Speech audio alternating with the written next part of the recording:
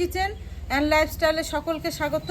শীতের বিকালবেলায় একটা নতুন ব্লগ নিয়ে চলে এসেছি। আজকে বানাবো ক্রিস্পি এবং জুসি চিকেন পকোড়া। চলো দেখবে। চিকেন পকোড়া বানানোর জন্য এখানে আমি বোনলেস চিকেন নিয়েছি 500 গ্রাম। আপনারা চাইলে বোনসহ নিতে পারেন। আর এইটাকে আমি এখন ম্যারিনেট করব। চলো দেখবে। ম্যারিনেট করার জন্য আমি দিয়ে দিচ্ছি 2 চামচ রসুন বাটা, 2 চামচ আদা বাটা, 2 চামচ শুকনো লঙ্কার গুঁড়ো, টক দই 2 চামচ, স্বাদ মতো লবণ,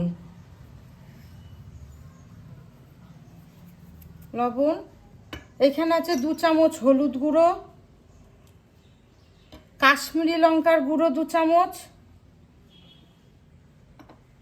কাসুরি মেথি আমি হাতে ডলে দিচ্ছি,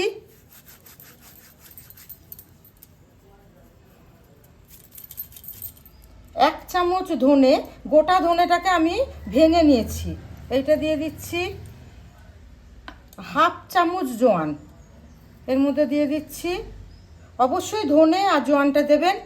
এবার আমি একসঙ্গে এর সঙ্গে আবার একটু লেবুর রস দিয়ে নিচ্ছি।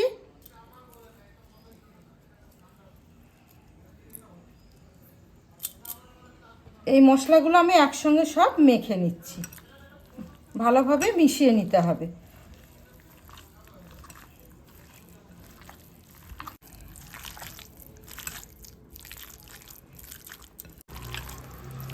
খুব ভালোভাবে এটা মাখা হয়ে গেছে। আমি এবার 10 মিনিট রেস্টে রাখবো।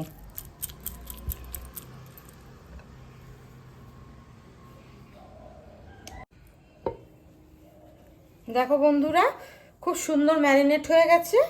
এইটা বাইন্ডিংয়ের জন্য আমি এখানে 2 চামচ বেসন দেব, 1 চামচ কর্নফ্লাওয়ার আর একটা ডিম। এই ডিমটা দিলে এই চিকেন পকোড়াটার স্বাদ আরও দ্বিগুণ বেড়ে যায়। এইটা আমি এই 3টে জিনিস একসঙ্গে ভালো করে মিশিয়ে নেব।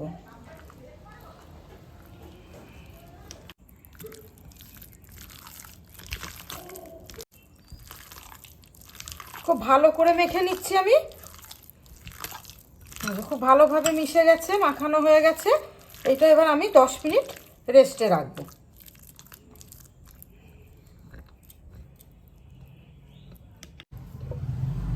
ম্যারিনেট হয়ে গেছে, এবার আমি ভেজে নেব। মিডিয়াম ফ্লেমে তেলটা গরম হয়ে গেছে। আমি এবার একে একে এইগুলো ভেজে নেব।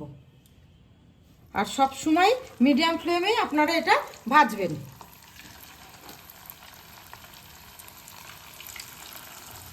এইভাবে একে একে এর মধ্যে সব ছেড়ে দিচ্ছি।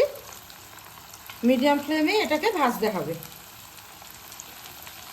আর 80% মতো এটাকে ভেজে নিতে হবে। তারপর তুলে রেখে দিয়ে আবার এটাকে ক্রিস্পি এবং জুসি করার জন্য আরেকবারও আমি ভাজবো। একে একে এগুলো ভেজে নিচ্ছি।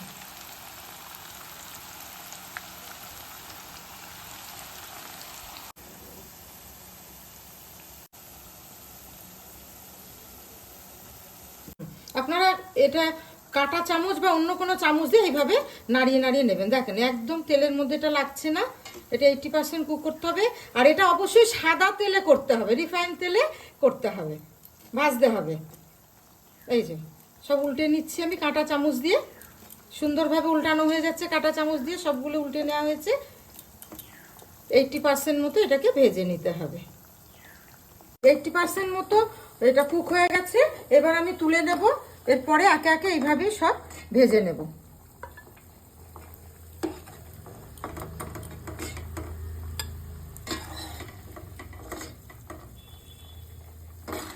বাকিগুলো আমি আর এইভাবেই ভেজে নিচ্ছি।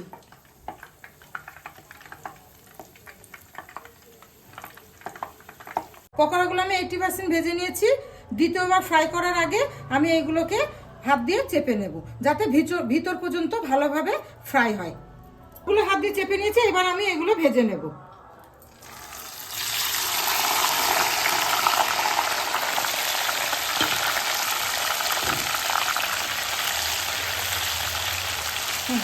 এগুলো এবার ভালোভাবে ভাজা হবে, ভিতর থেকে ভালোভাবে ভাজা হবে। চেপে দিয়েছি হাত দিয়ে, ভিতর পর্যন্ত ভালোভাবে ভাজা হবে। এই পকোড়াটা একদম রেডি ভাজা।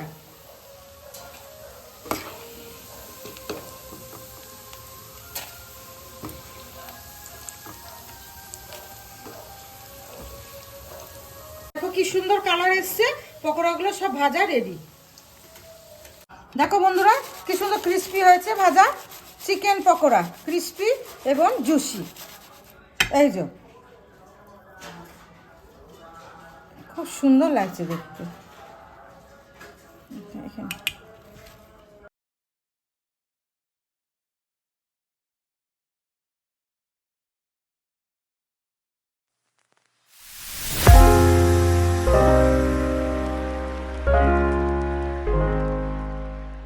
খেয়ে বল কেমন লাগছে তোর দুই ভাই।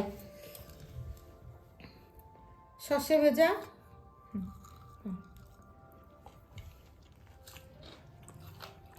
ক্রিস্পি ওপর থেকে আর ভেতর থেকে জুসি। খুব ভালো লাগছে, খুব সুন্দর ক্রিস্পি হয়েছে, আর ভিতরে ভিতরে জুসি জুসি হয়েছে, সস দিয়ে চুবে চুবে সস খা। দিয়ে ভালো লাগছে খেতে।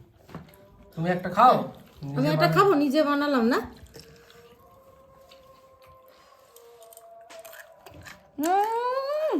দারুন ক্রিস্পি আর জুসি, দারুণ লাগছে। নিজে বানিয়েছে বলে না বন্ধুরা, তোমরা বানিয়ে খেয়ে আমাকে কমেন্টে জানাবে, শেয়ার করবে এবং এই ভিডিওটিতে সাবস্ক্রাইব করবে এবং লাইক করবে।